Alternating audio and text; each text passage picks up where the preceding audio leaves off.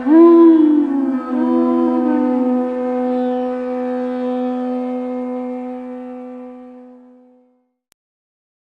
Namo Bhagavate Vasudevaya. Om Namo Bhagavate Vasudevaya.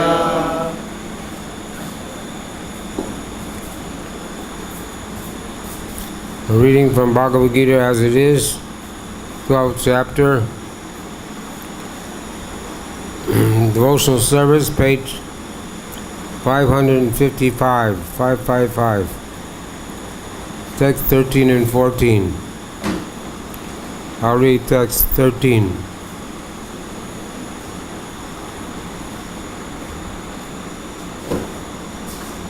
Advaishta sarvabhutanam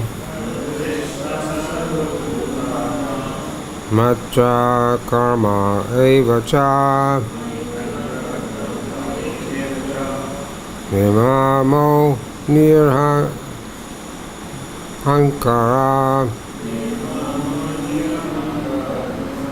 Samaduka Sukha Semam Semi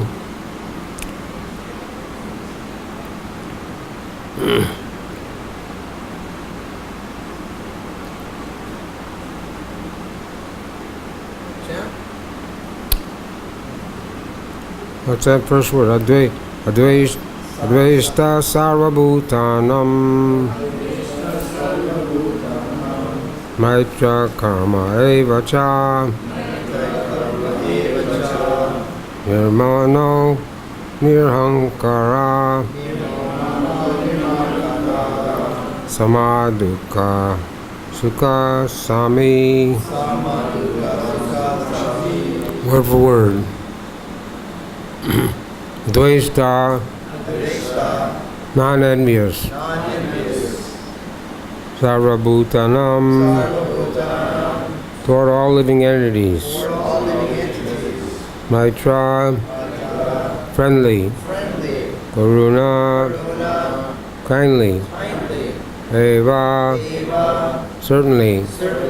Ja, also. Yamana, with no sense of proprietorship. Nirahankara, without false ego. Sama, equal. Dukkha, in distress. Sukha, and happiness. Sami, forgiving. Santusta, satisfied. Satatam, always. Yogi, one engaged in devotion. Yata ma, self-control. Vrida, nishchaya, with determination. Mai, upon me. Arpita, engaged. Manaha, mind. Buddhi, and intelligence. Ya, one who. Mat Bhokta, my devotee. Sa, he. May, to me. Priya, dear. Translation and purport by His Divine Grace, A.C. Bhakti-Vedanta Swami, Srila Prabhupada. One is not envious, but a kind friend to all living entities, who does not think himself a proprietor, is free from false ego,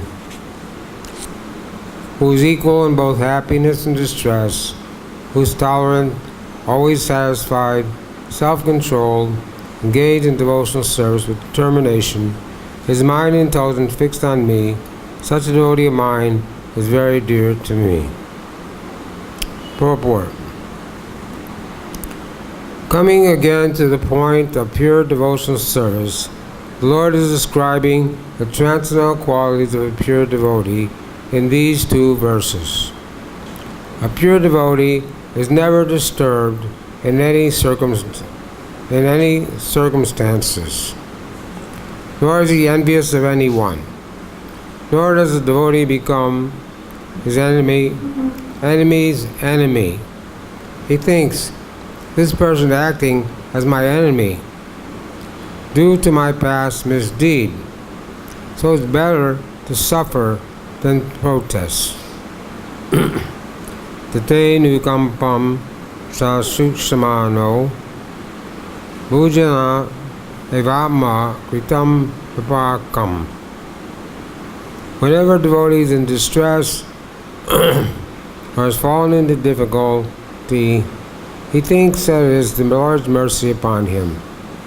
He thinks, thanks to my past misdeeds, the Lord, I should have suffered far, far greater than I'm suffering now. So it is by the mercy of the Lord that I am not getting all the punishment I'm due. I'm just getting a little by the mercy of the Supreme Personality of Godhead.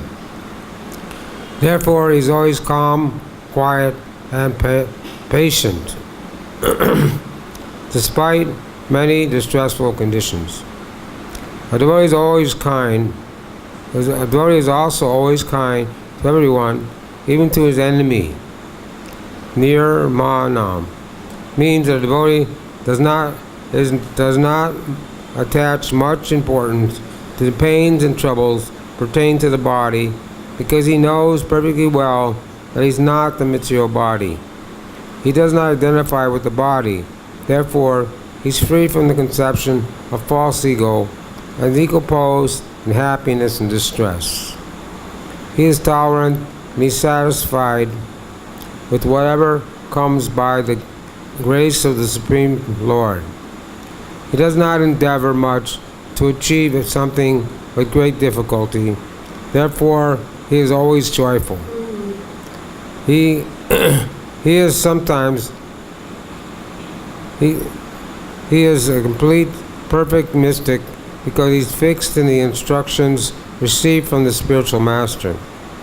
And because his senses are controlled, he's determined.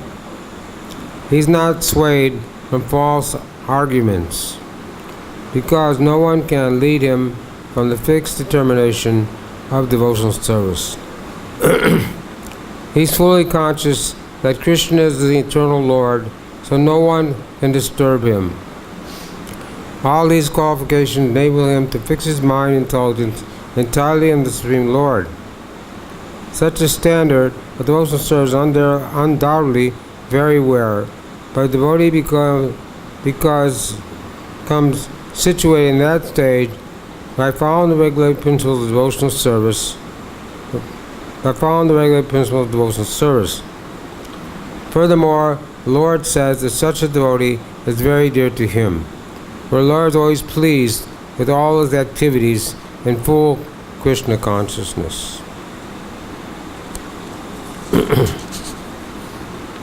Om Arganataram Dasya Jana Jana Sakaya Saksun Mitam Jaina Tasme Shri Gurave Namaha Sri Chaitanya Manobishtam Sapitam Yena Bhutale Swayam Rupa Gadamayam Danti Swapadantika Sri Krishna Chaitanya Prabhu Nityananda Sri Advaita Gadadhar Srivasa Gaur Bhaktivinoda Hare Krishna Krishna Krishna Hare Hare Hare Rama Rama Rama Hare Hare.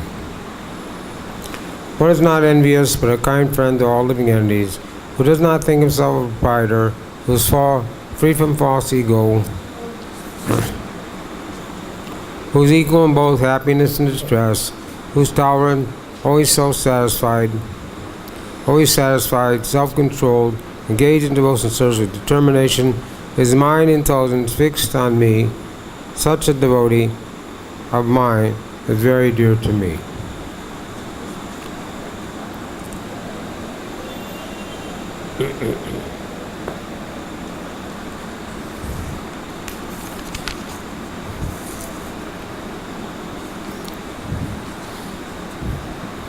Well, this is chapter 12, Bhagavad-Gita contains 18 chapters. The first 6 chapters deal mainly with Gyan and Karma. The last chapters deal mainly with Gyan and Karma. But the middle 6 chapters deal with devotional service or bhakti. Anyabhilasita sunyam ganakarmanabhikam anakanena krishnasno bhakti uttamam. So here, these verses in this chapter, there's 8 verses starting with 13 to the 20, which give the symptoms of a pure devotee. These are internal symptoms. They may not always, may not perceive them. If someone is not a pure devotee, he may not be able to recognize a pure devotee. So, like it says in the Nectar of Instruction,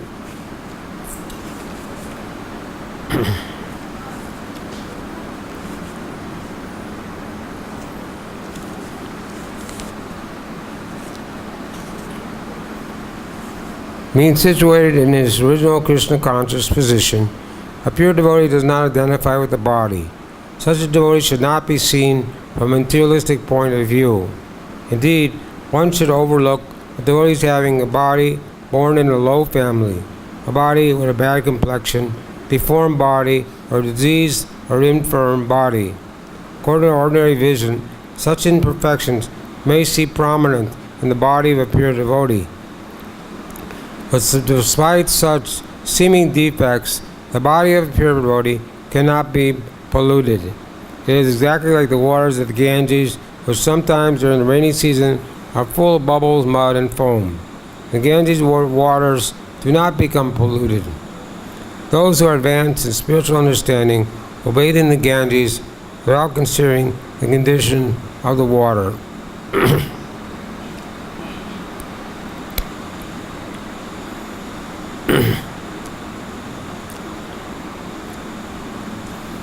So the third offense is chanting the holy name, is disobey the orders of the spiritual master, or consider him an ordinary person. So here, Krishna is giving qualities of a person who's dear to him, which means very much in love with Krishna. Krishna reciprocates with his devotees. So,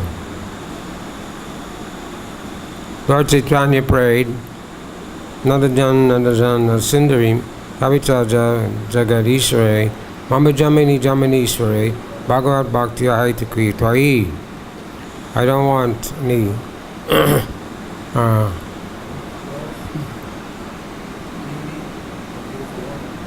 I don't want money, wealth, I don't want a beautiful wife, and I don't want many followers. All I want is pure devotional service, birth after birth. So a pure devotee is not even asking the Lord to get out of the material world. He just wants to be always engaged in devotional service with no motive that I will get something in return. It's not a business transaction. Sometimes people come to the temple and want to make a business transaction with the Lord.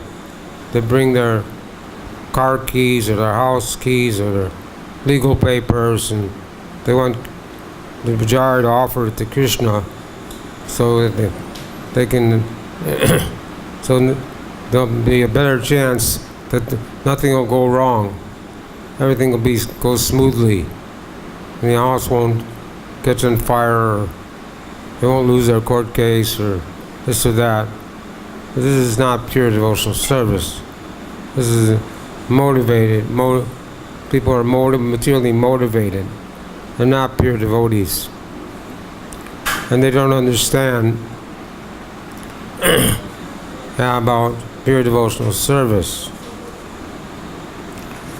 So, Srimad Bhagavatam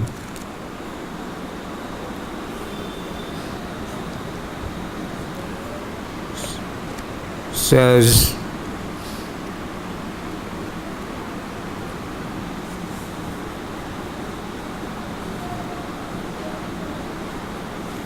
all the demigods and their exalted qualities, such as religion, knowledge, and renunciation, become manifest in the body of one who has developed unalloyed devotion for the Supreme Personality of Godhead. On the other hand, a person devoid of devotional service, engaged in material activities, has no good qualities. Even if he is adept at the practice of mystic yoga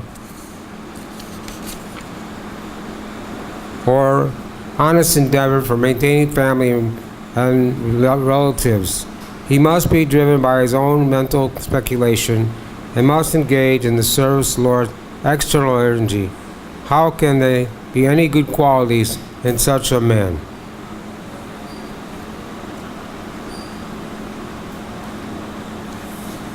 If a Brahmin has all 12 of the miracle qualifications, as stated in the book Sanat Sunjata, but is not a devotee and is averse to the lotus feet of the Lord, he's certainly lower than a devotee who is a dog eater, but who has dedicated everything, mind, word, and activities, wealth, and life to the Supreme Lord. Such a devotee is better than a Brahmin because the devotee can purify his whole family, whereas the so-called Brahmins in a position of false prestige cannot even purify himself.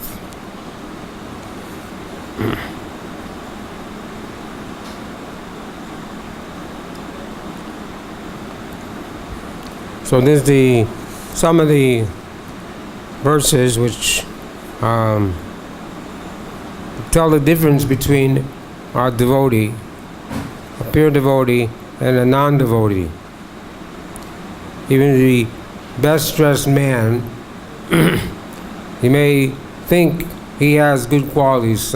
We distribute books to many people, and they look like they're nice people, they may dress nicely, but even the best, even the best dressed man, as soon as he speaks, then you can understand that he's a fool. So we say to people, my dear sir, you're a very intelligent person. Please take this book and forget everything that you've ever learned in your life. So such people, especially in the West, people in big positions, they dress very nicely. You don't see that so much in India. Everybody looks the same. But in the West, professional people in politics, they all wear suit and tie and, dress very opulently. But still, they can't have any good qualities because they're on the mental platform and their only desire is to satisfy their senses. On the other hand, a devotee is dear to Krishna.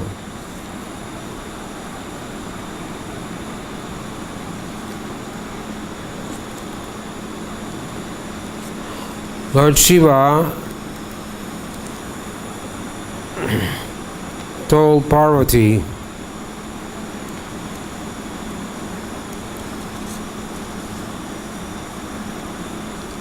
Aradhanam Sarvesham Vishnu Aradhanam Param. He said that the worship of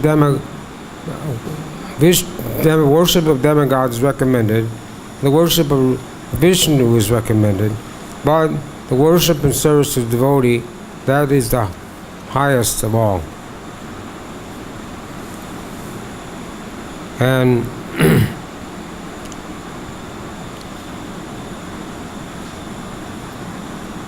the word dear, Krishna used the word several times in the Bhagavad-Gita that who's dear to him.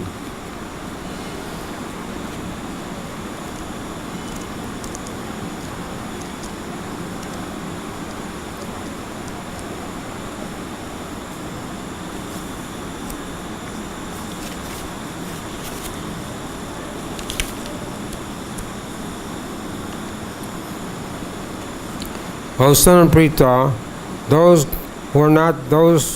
who are not deluded, the great souls, are under the protection of the divine energy. They're fully engaged in devotional service because they know me as the Supreme Personality of Godhead, original and inexhaustible.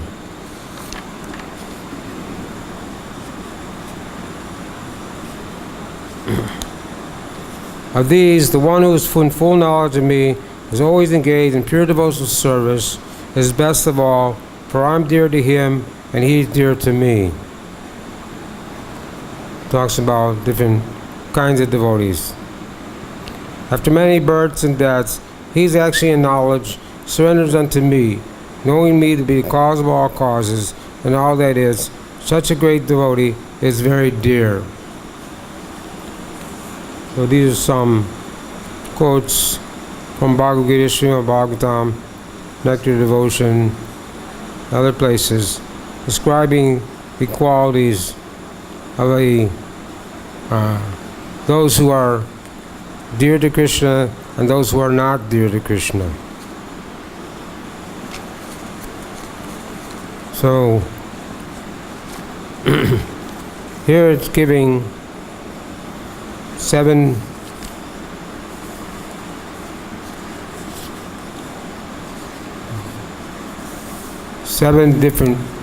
qualities that we can talk about, the different qualities.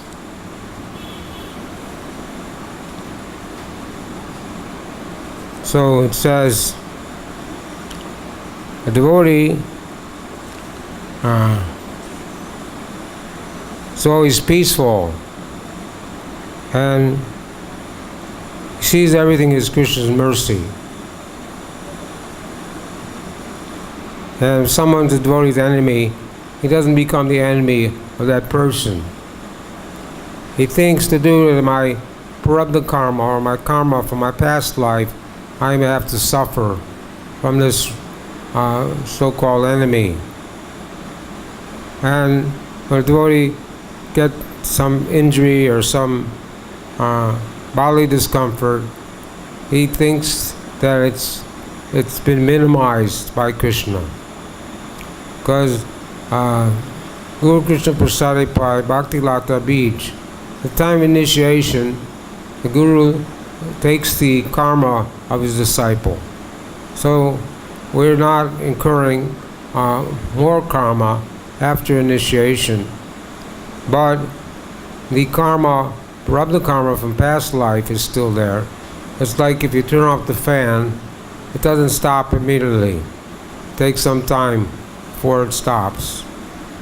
So we may, since we have a material body and it's really been destined how much we're going to enjoy or suffer, or how much money we're going to get, or how poor we're going to be, these things have already been destined, are according to our destiny.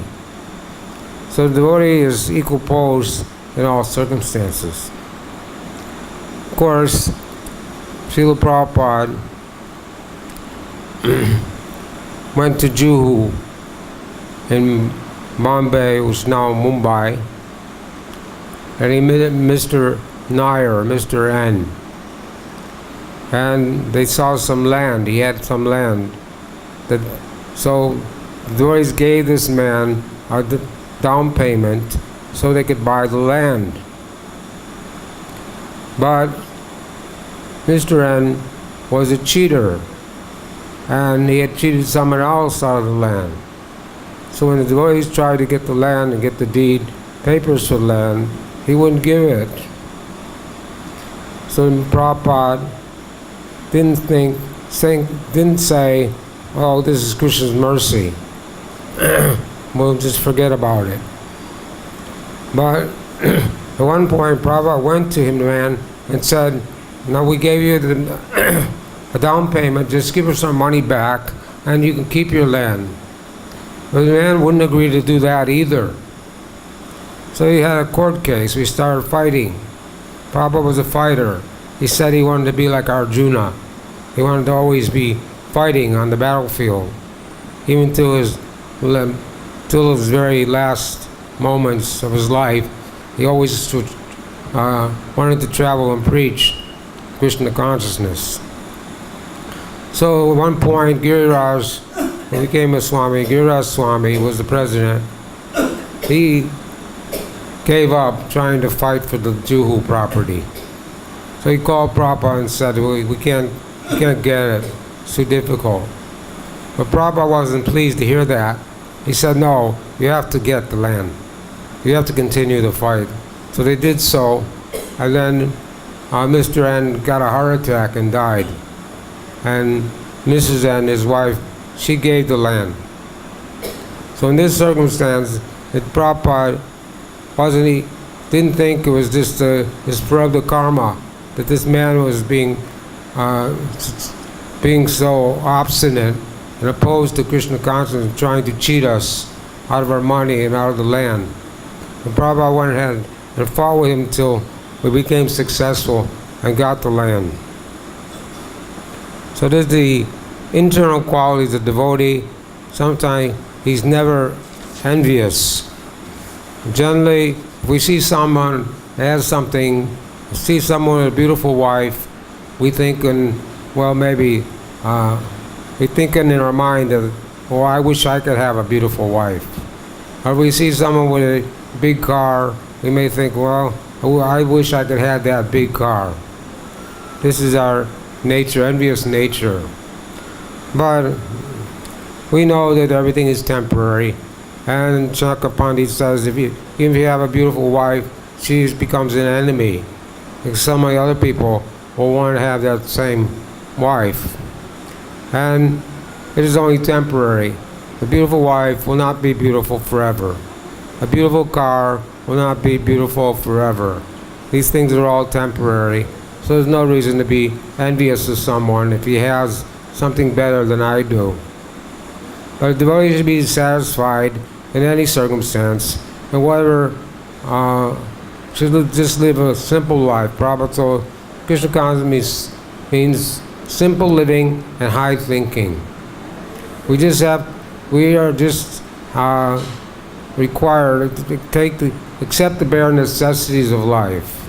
Not that we have to endeavor to have more and more things that we don't really need.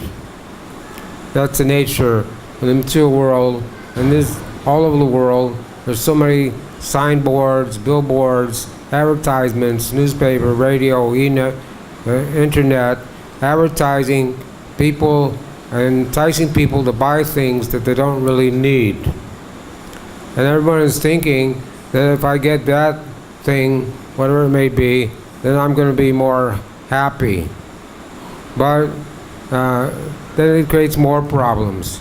If I get the best cell phone, then it breaks or someone steals it, then I'm not happy. I become unhappy.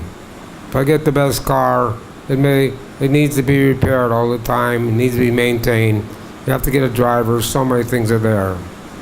So therefore, the devotee is equal in all circumstances.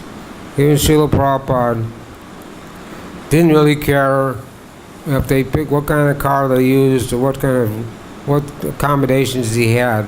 In Africa, they called Prabhupada and said, we got the best hotel for you, and we got the best car in the country for you.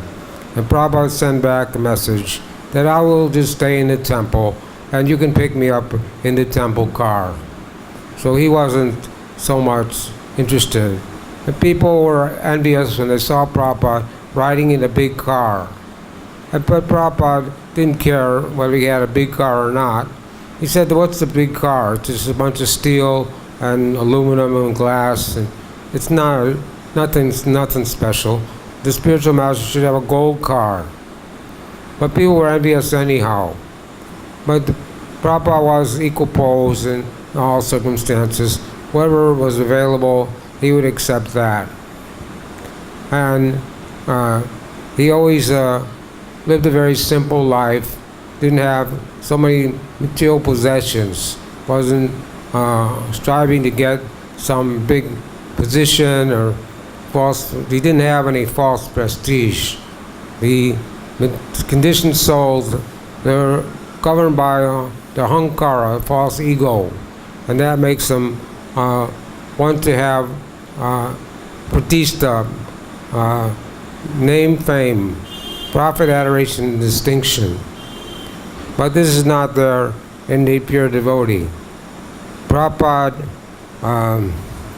was determined to spread Krishna consciousness because it was the order of his spiritual master. And he wanted to please his spiritual master and get the mercy of Krishna.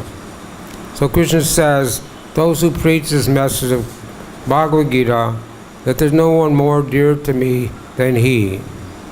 So if one has all these qualities and he's a preacher of Krishna consciousness, then he can become dear to Krishna.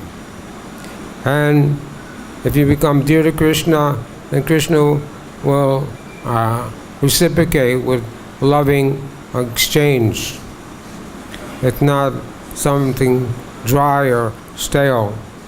But the devotees in our movement, devotees who are preaching, taking so many risks and going all over the world with great difficulty, preaching Krishna consciousness, because they're getting some pleasure from doing that. By giving Krishna consciousness, we're purifying ourselves, but we're purifying others. So at the same time, we're purifying ourselves and purifying others, and we get pleasure from that. So it's a struggle, but it's a labor of love. People are working very hard to spread Krishna consciousness. We're working very hard to maintain this temple so people can come here and take to Krishna consciousness. Otherwise, the society is simply a decoration for a dead body.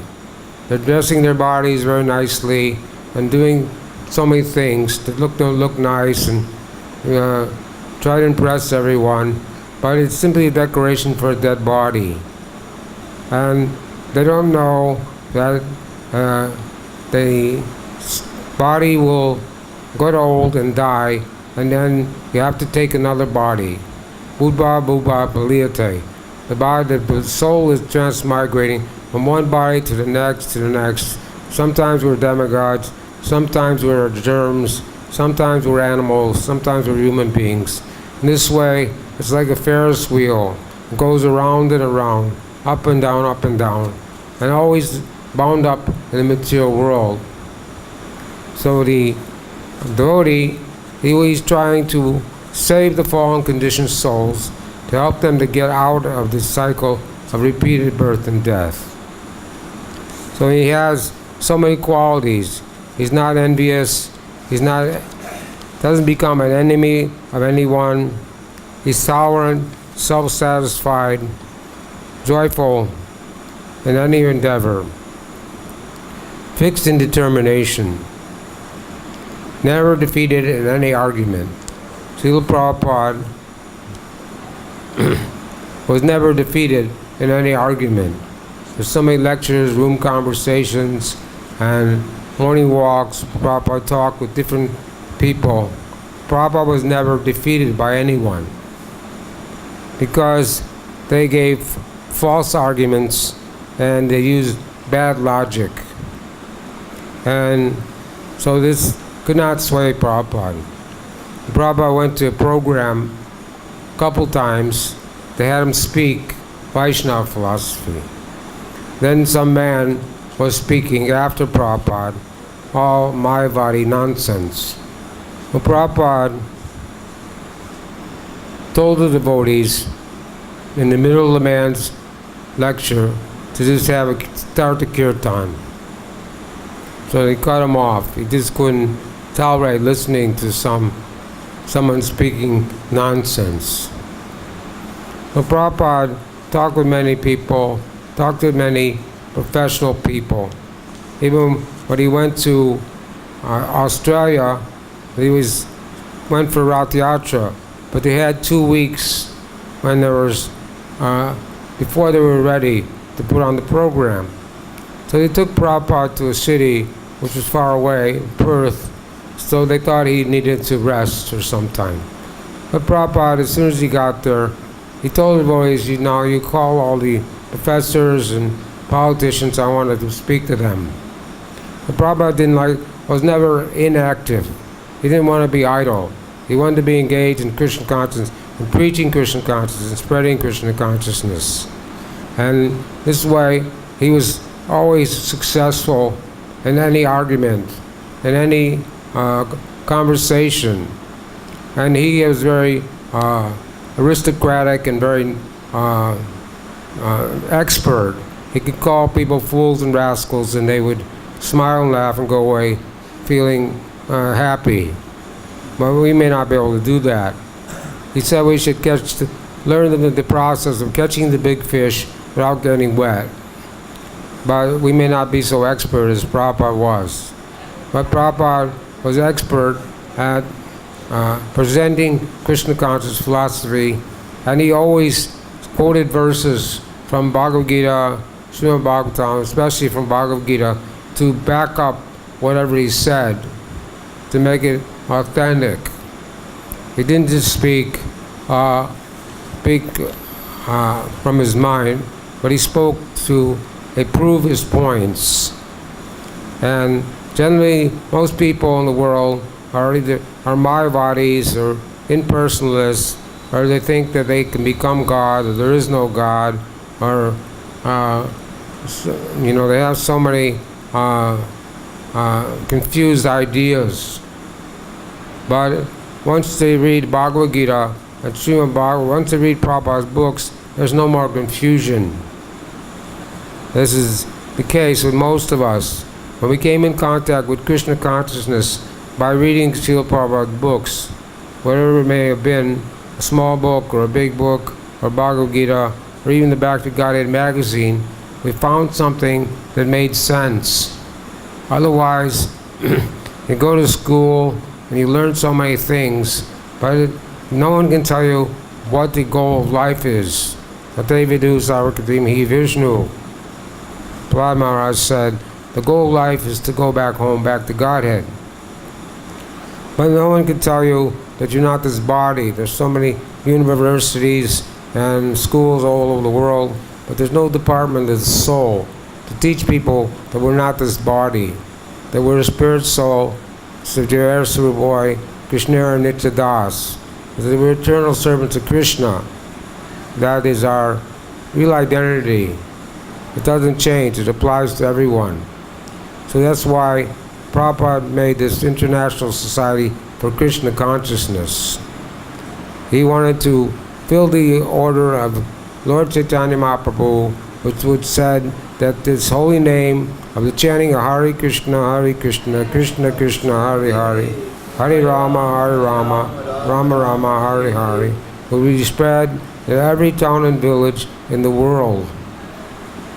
So we're hearing how Prabhupada sent his fledgling disciples who didn't have any books, they didn't have much understanding of philosophy, but Prabhupada sent them all over different places to introduce Krishna consciousness. And they simply went there and chanted the holy name in the streets and attracted a few followers, and many times they became successful in establishing Krishna consciousness. They did so in Europe and Malaysia and other countries, South Africa. The devotees went there empty-handed, with practically no money, no support, no followers, but just on Prabhupada's order, they were able to preach Krishna consciousness and start this movement and spread this movement so nicely. So here it says, all these qualifications enable the devotee to fix his mind and intelligence entirely on the Supreme Lord. Such a standard devotional service is undoubtedly very rare, but a devotee becomes situated in that stage by following the regulated principles of devotional service. Furthermore, Lord says, such a devotee is very dear to him, for Lord is always pleased with his activities in full Krishna consciousness. So, this is a devotee becomes situated in that stage by following the regulated principles of devotional service. And one of the qualities mentioned here is determination. That's Rupa Goswami gives us the 6 qualities for making advancement in devotional service. One should be determined, one should be patient, and one should be enthusiastic. So the determination, enthusiastic. Especially when we do kirtan, we have to be enthusiastic. If we're enthusiastic, then the public will be enthusiastic. And determination, in all circumstances, we have to chant 16 rounds, Hare Krishna, Krishna Krishna, Hare Hare, Hare Rama, Rama Rama, Hare Hare, every single day. And we have to pray that we can chant attentively without committing offenses. Offenses are there, the holy name, and the offenses, if we offend the holy name, there's no way to counteract offenses. But that doesn't mean we should stop chanting, but we should continue chanting as much as possible. And it should be known that chanting Hare Krishna and in the holy Dham, Vrindavan Dham, is much easier than chanting in other parts of the world, because here the mode of goodness is more prominent. In other parts of the world, mode of passion and ignorance is more prominent. So it's more difficult to chant more and more.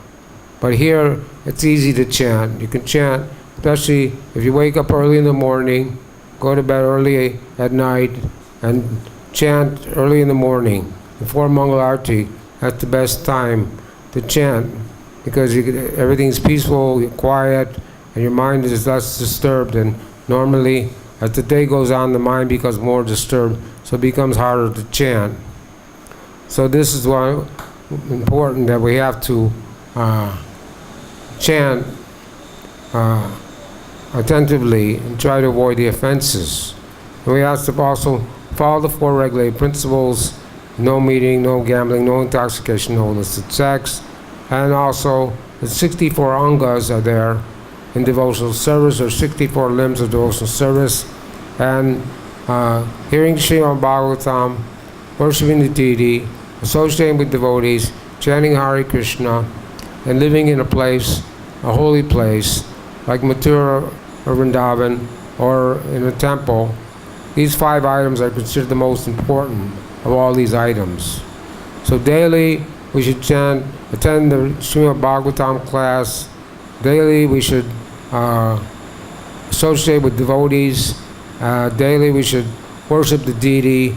All these things are required to keep us strong in devotional service. Daiviyecha gunamai mama maya duratya. The material energy is very strong, and she can grab anyone of us, devotees who are not strong enough, and take them out of the Krishna conscious movement and put them back in the material world. So if one is not serious, Maya, is the devotee, when one becomes a devotee, he's declaring war on Maya. So Maya's business is to keep all the living entities. Durga means fort. Durga means is in control of the material energy. And the material world is like a fort or a prison house. So it's her duty to keep everyone in the material world.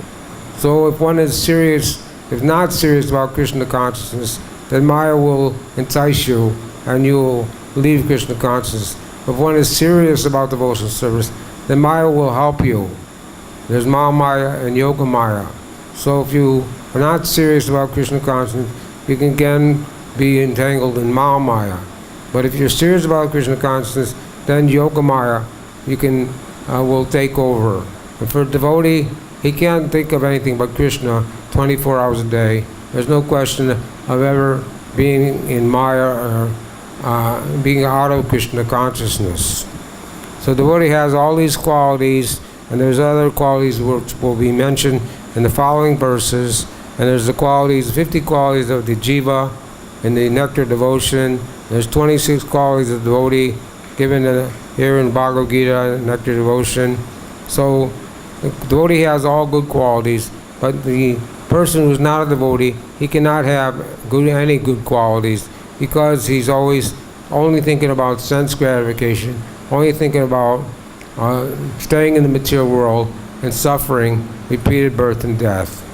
So although devotees' activities and the non-devotees' activities may seem like they're the same, but they're not. The devotees are cleaning the temple, devotees are cooking for Krishna, devotees are going here and there by car, but it's not the same. Devotees doing this activity for the satisfaction of the spiritual master, for the satisfaction of Krishna, where the materialists are doing these activities for their own sense enjoyment, for their own satisfaction. So the result will not be the same, although it looks the same. It's like the cat carries the kitten in his mouth, and the cat carries the rat in his mouth. For the kitten, it means security. The cats are very protective. Mother cat, they have a baby cat, and when they see there's some danger, they move the cats to another location by carrying them in their mouth. But the kitten is not thinking this is some torture, or is not disturbed by that.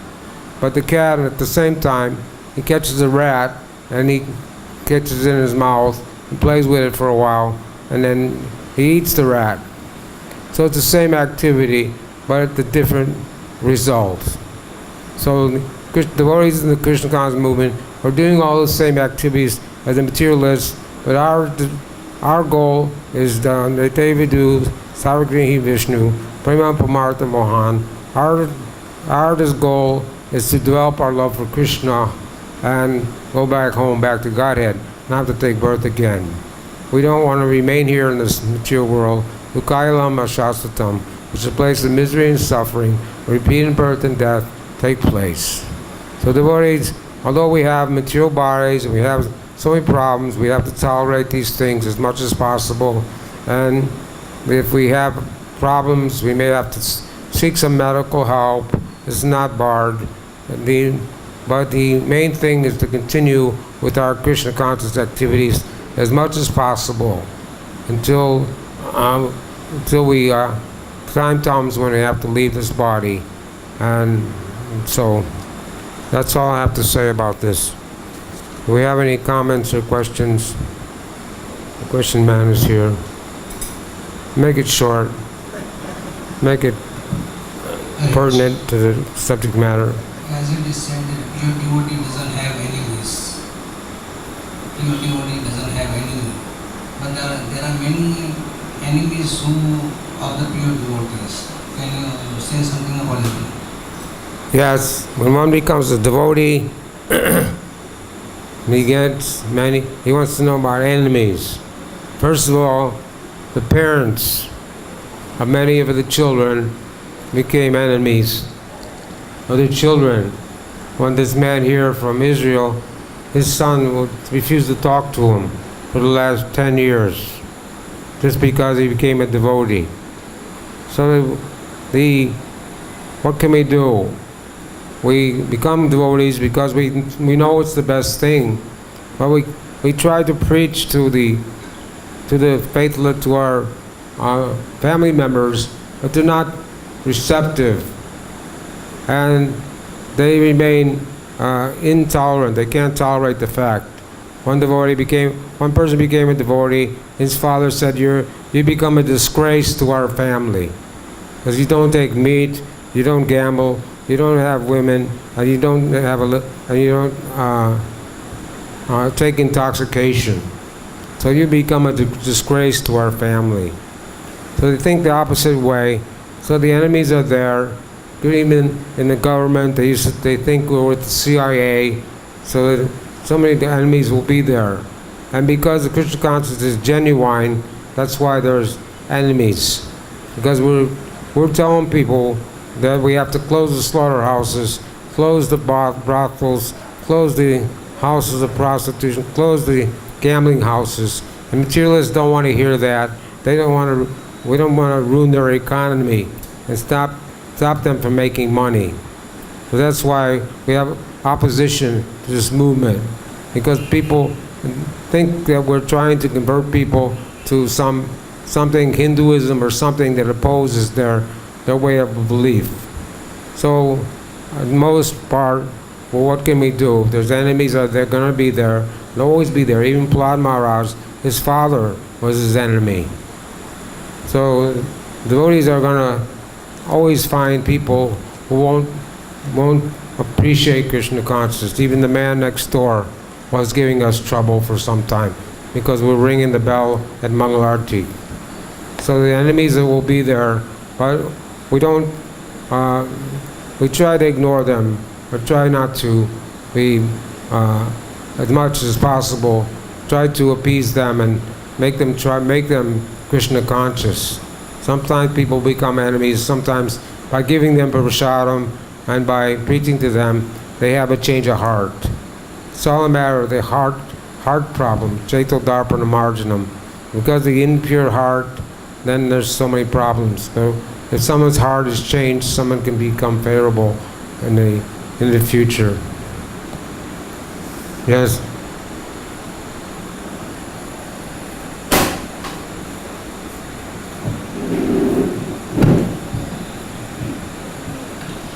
What is the best way to give Krishna consciousness to relatives? What? What is the best way to give Krishna consciousness to relatives? Relatives. What is the best way to give Krishna consciousness to relatives? What is the best way to give Krishna consciousness to your relatives? Best way to give Krishna consciousness to your relatives? Well, if they're favorable, then you give them Prabhupada's books. If they're not favorable, then you give them prasadam. This is our secret weapon. People may not want to hear about Krishna. Everyone likes prasadam. Some nice sweet or some cake, cookies, something. And they get purified. But we can't push them too much. We can't force them to become devotees. But, we do whatever we can. If they're not favorable, then we shouldn't preach to our family members too much, because they're preaching to the faithless. It's an offense to the holy name. But, if they see by our lifestyle, tell them we're happy and we're satisfied in this way, then gradually they accept it, in the most part. Even Radhanath Swami's father was never very favorable, but he came for Radhanath Swami's Vyas Puja one year in India, in Chopati, even at the age of 86. He became favorable. So we see that the parents are not favorable, but in many cases the parents in their later lives, they read Prabhupada's books, or they get the association of devotees, and they get a change of heart. They do become favorable. So all we can do is not to associate with them as too much, or try to talk too much about Krishna consciousness. They don't want to hear it, but give them prasadam. That's all. Hare Krishna. Srila Prabhupada ki. Mantraj Bhagavad-Gita ki.